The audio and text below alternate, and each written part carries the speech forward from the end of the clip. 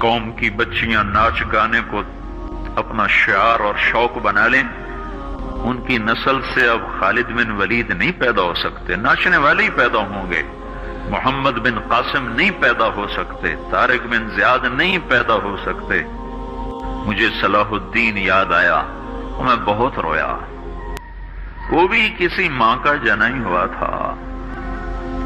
اس کے زمانے میں کرک، ایک ہمارے پاکستان میں کرک ہے، ایک اردن میں کرک ہے، اونچی پہاڑی پر وہ شہر ہے، بڑا دشوار قلعہ ہے۔ اس پر ایک حکمران تھا عیسائی، اس کا نام تھا ریجنالڈ۔ تو کرک کے قریب سے قافلے گزرتے تھے حج کے، تو اس نے ایک دفعہ حاجیوں کے قافلے پہ حملہ کیا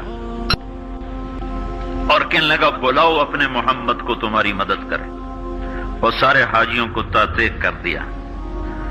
اور دوسری دفعہ اس نے بحری بیڑا تیار کی اور مدینے پر حملہ کرنے کے لیے وہ بندرگاہ تک پہنچا یمبو کی، لیکن موسمی حالات سازگار نہ تھے تو واپس ہو گیا۔ تو حطین کی لڑائی ہوئی ہے فلسطین میں، جس میں سارا یورپ اپنی طاقت کے ساتھ میدان میں اترا تھا، اور ادھر تنہا صلاح الدین ایوبی رحمت اللہ علیہ اکیلا اس لشکر سے ٹکرایا تھا، اور انہیں اس میں ساری رومن امپائر کو شکست ہوئی تھی، تو بڑے بڑے بادشاہ اس میں گرفتار ہوئے، تو اس میں ریجنالڈ بھی گرفتار ہو کے آیا۔ تو کوئی 12 بادشاہ تھے ریاستوں کے جو سامنے اس کے پیش کیے گئے، تو پیاس کی شدت سے سب کا برا حال تھا، تو صلاح الدین نے سب کو پانی پیش کیا، ریجنالڈ کو نہیں پیش کیا۔ تو یروشلم کا جو بادشاہ تھا ہم فرے، اس نے اپنا پانی بچا کے اس کو دیا۔ تو صلاح الدین نے کہا یہ پانی تو دے رہا ہے، میں نہیں دے رہا ہوں۔ اسلام میں یہ ہے جب کسی کو پانی پلا دو تو اس پہ تم ہاتھ نہیں اٹھا سکتے، یہ امن کی نشانی ہے۔ تو صلاح الدین نے فوراً اسے کہا یہ پانی تو نے دیا، میں نے نہیں دیا۔ تو پھر انہوں نے ریجنالڈ کو اسلام کی دعوت دی کہ تو مسلمان ہو جا، میں تجھے دعوت دیتا ہوں۔ اس نے انکار کر دیا، کہا میں نہیں ہوتا۔ تو انہوں نے کہا میں نے تیرے قتل کی 2 دفعہ قسم کھائی تھی، ایک جب تو مدینے پہ حملہ آور ہوا تھا تو میں نے قسم کھائی تھی میں تجھے اپنے ہاتھوں سے قتل کروں گا، اور دوسری دفعہ جب تم نے حاجیوں پہ حملہ کر کے کہا تھا بلاؤ محمد کو، تو میں نے قسم کھائی تھی کہ مجھے اللہ نے موقع دیا تو میں اپنے ہاتھ سے تیری گردن اڑاؤں گا۔ آج محمد کا ادنا غلام تیری اس بات پر یہ فریضہ ادا کرنے کے لیے آ رہا ہے، اور اپنی تلوار سے اس کی گردن اڑائی، وہ پیچھے لٹک گئی، پوری نہیں اڑی، پیچھے لٹک گئی، خوفناک منظر بن گیا۔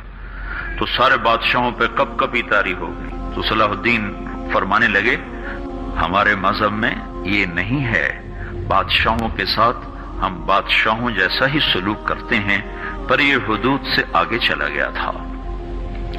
اب مجھے یہ قصہ بھولا ہوا تھا، مجھے انہی حادثوں میں، انہی ہنگاموں میں وہ یاد آیا، تو بعد تنہائیوں میں بیٹھ کے بے بسی کے آنسو بہ جاتے ہیں، اور اس کے سوا کوئی چارہ نہیں ہے۔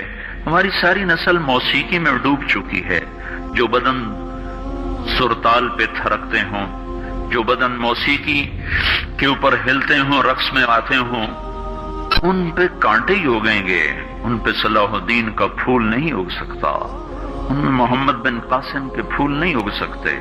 بانجھ ہو گئی ہے ہماری نسل، اور یہ یورپ کا سحر ہے جو چل گیا ہے، ہماری بے بسی ہے، ہماری بے بسی ہے۔ میں تو بس منت ہی کروں گا اپنے آپ کو پہچانو، اپنی ہستی حیثیت کو پہچانو، اپنی نسبت بدلو۔ تمہاری نسبت یورپ کے ساتھ ہو کے اگر موت آئی بے قیمت ہو جائیں گے، اگر مدینے والے کی نسبت مل گئی تو حضرت فاطمہ کے دائیں بائیں تمہیں بھی کھڑا کر دیا جائے گا، حضرت خدیجہ کے دائیں بائیں تمہیں بھی کھڑا کر دیا جائے گا۔ یہ چند دن ہیں، صبر کر لو، گھٹ گھٹ کے مر جانا ہی بیٹیوں کی روایت ہے۔ مشرق کی بیٹی اس نے گھٹ گھٹ کے مرنا ہی سیکھا ہے۔ ہاں، یہ آزادی، یہ آوارگی، یہ مغرب کی عورت کا خاصہ ہے۔ اور 18ویں صدی تک مغرب میں بھی کوئی عورت ایسے ننگی نہ تھی، اور گھر کی زندگی تھی۔